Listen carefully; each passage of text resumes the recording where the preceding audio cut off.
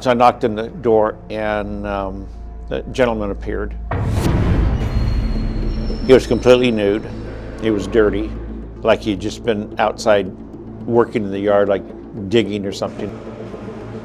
And I asked him to put some clothes on. He said no, that he was a nudist, and he preferred to stay nude. And I told him, well, my partner is here, she's a female, and it'd be best if you put some clothes on, and he still refused. When questioned about where Mr. and Mrs. Sohus were, he said that they had left and went on a trip to New York. Everything struck me as being kind of odd. The gentleman presented me with a driver's license, and it said Christopher Chichester. We walked in the backyard. He said he was planting some trees and some bushes and so forth. You could see the ground where it was just freshly dug up. Before leaving, Officer Yankovic notices a pickup truck in the driveway, and Chichester tells them it's owned by John and Linda. I wrote down the license number, the VIN number, description of the vehicle.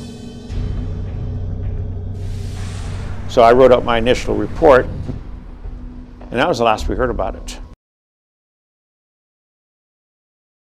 Linda's artistic style was pen and ink. She liked to color it in with colored pencil. That was her medium. She loved animals. She was doing some drawing centered around horses and unicorns in a very fantasy type way. Linda landed a job at a place called Dangerous Visions. It was a bookstore that catered to people who were into science fiction and science fantasy. The store is a mecca for people with shared interests. And one day, Linda connects with computer programmer John Sohus, who has always had a fascination with science fiction. John and I met shortly after Neil Armstrong and Buzz Aldrin's walk on the moon. We shared an interest in science. We enjoyed Star Trek. John is working at JPL. It's a division of NASA, where space is being explored in a kind of way that a kid that's into science fiction might really like. I had another business trip, so I flew out on Sunday, landed at LAX, drove up. I'd been in touch with John and Linda. They were available Sunday evening to go out. So we went out to a restaurant, and we just spent probably 3.5, 4 hours socializing with each other. I'm sure they showed me some wedding photos and told me about the wedding, and then just talking about the future. They were living with John's mom, Dee Dee, but they really wanted their own place. And while John wanted to move out and be with Linda, he also recognized that his mom relied on him to help her out in a number of ways. So he was a little bit torn, and Dee Dee wasn't helping because she did not really want them to move out. When Dee Dee first called me, she asked, "Do you think they might have signed up to go on a secret mission for the US government?" When I had seen John and Linda, they certainly never mentioned anything about some secret mission. John was a computer programmer working for NASA JPL. Linda was an artist. Neither one of them, in my estimation, and certainly not John, given how well I knew John, they didn't have the training or the background to either sign up for and be selected or be recruited to go do some dark ops, secret operation for a 3-letter agency from the federal government. It made no sense. I was, and for over a decade, or nearly a decade, remained at a loss to understand what had happened.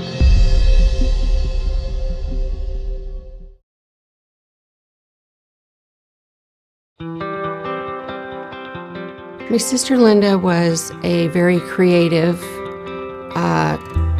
stubborn sister. She was a tall person, so you wouldn't miss her if you were across the room, but she would be smiling if you saw her. She was a little bit more bold. Linda didn't quite have the fear to go up to somebody, and her favorite little tagline was, "Pardon my ignorance, but who the hell are you?" Linda had a very warm heart. I met her in junior high, and just a presence to her. Linda was definitely an animal lover.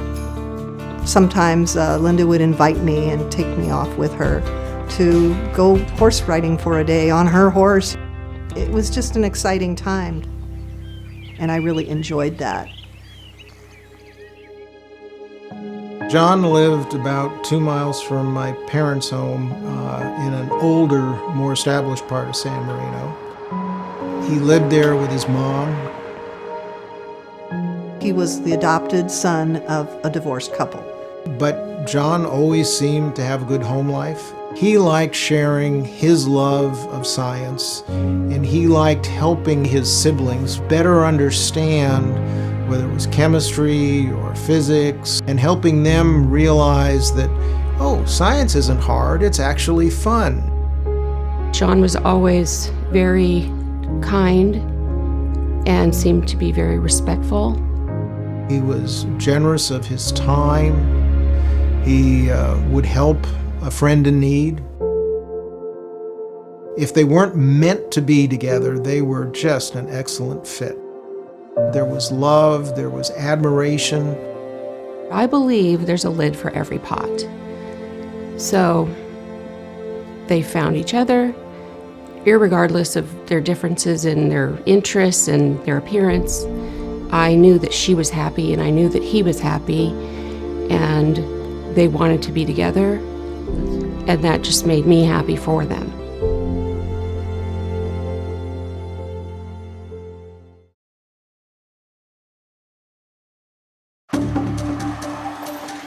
During the time that they filed the missing persons report, another reason that they weren't that concerned at the time was Dee Dee Sohus, along with Linda's sister, received a postcard, and it was signed by Linda and John.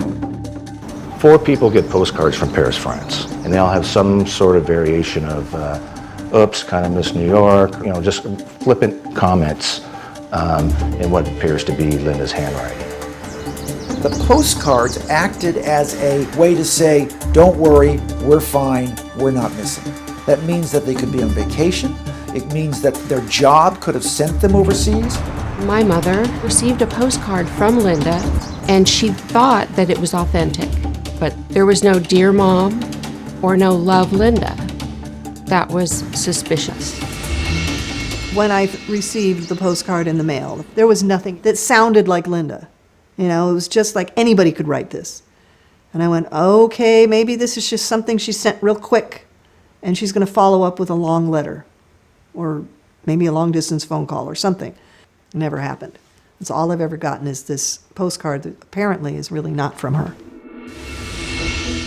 The detectives couldn't find a passport application. My sister had never been out of the country. She would have had to get a passport. So that's what made me think this cannot be real. They could have gone to New York, certainly, but without a passport, you can't go to Paris. I gave the postcard to the detectives, but there was nothing they could do with it, and it did not provide any answers. I just didn't believe it. I said, it was weird enough for Linda to tell me they were going to New York. And now all of a sudden they're in France? It's just so strange.